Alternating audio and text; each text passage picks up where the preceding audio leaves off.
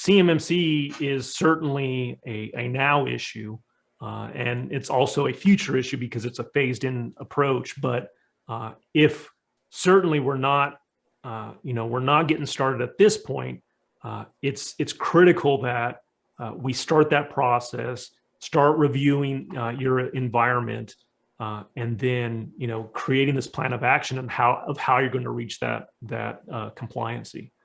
And so really to kind of give you some insight on what those 110 controls are within NIST, it varies based on access control, like physical security into your environment, training and awareness, configurations that you'll need to do within your environment, a lot of policies that need to be generated. That's oftentimes the first step in this process is working with your departments, working with your operations teams, trying to build policies that can be applied to all of your training materials.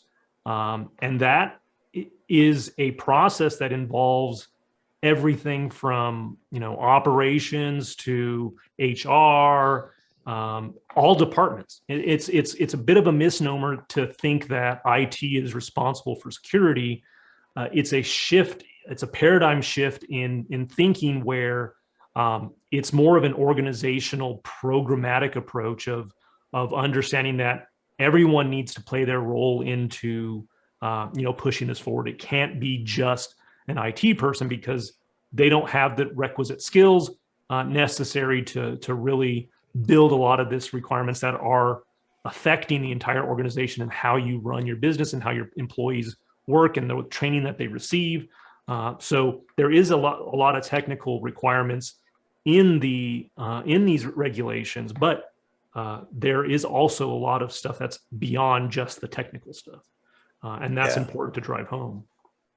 Yeah, I think it's very important to stress the fact that there are a number of different stakeholders that have to be involved in that conversation of actually understanding not just network and system boundaries, but what businesses actually do and sell, how they make money, and how that interacts with their requirements for compliancy within DFARS and CMMC.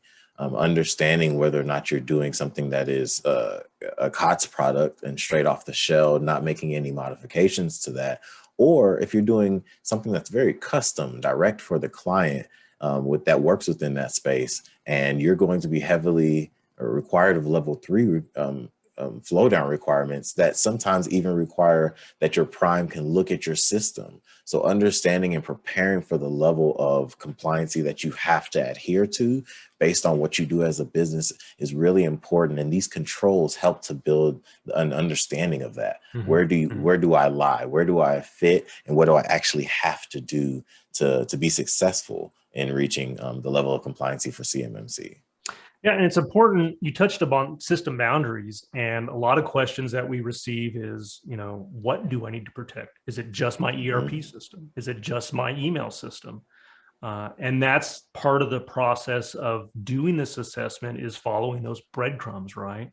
Oftentimes, someone will say, I just want to protect my ERP system because that's where I may store my CUI information. Well, in all honesty, how does that data get there? Right. And it could come from an email, and people grab it from there and work on it on their workstations, or it's transferred to different locations. And so following those breadcrumbs across all of your different, information systems or technologies, that's all part of the system boundary. That's all part of what you would need to protect. So it's not just a specific information system, but it's anything that touches it, right? Or anybody that accesses it, and the workstations that they access it from, or the locations they access it from. It's not always going to be in your office. It's going to be, especially in the world of COVID, people working from home, which opens up a whole other realm of security requirements, because you have to have that same level of physical control and protection of those environments and those systems.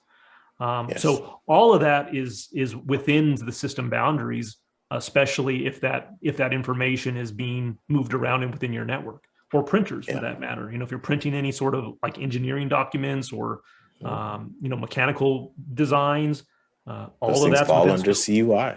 Yeah, all of it falls within scope. Exactly. So really wrapping your head around, where this information lives, how it's moving around your network, that helps you understand how you protect all that information. And it may be that you start looking at things and say, okay, well, it's all over the place. How do I control that and keep it, in a certain part of your environment, which the government Yes. likes to call an enclave, right? That's where you're kind of carving up maybe a certain department where you have specific employees and specific systems that are only required to be managing this type of information, and that helps you laser focus your security controls on that department, on those operations, on those systems. And it helps because there's such a high level of regulation. You wouldn't necessarily need to apply it over your entire organization, but maybe just a subcomponent or a department of your organization. And that way you can focus on doing all the security controls on just maybe a small subset of that.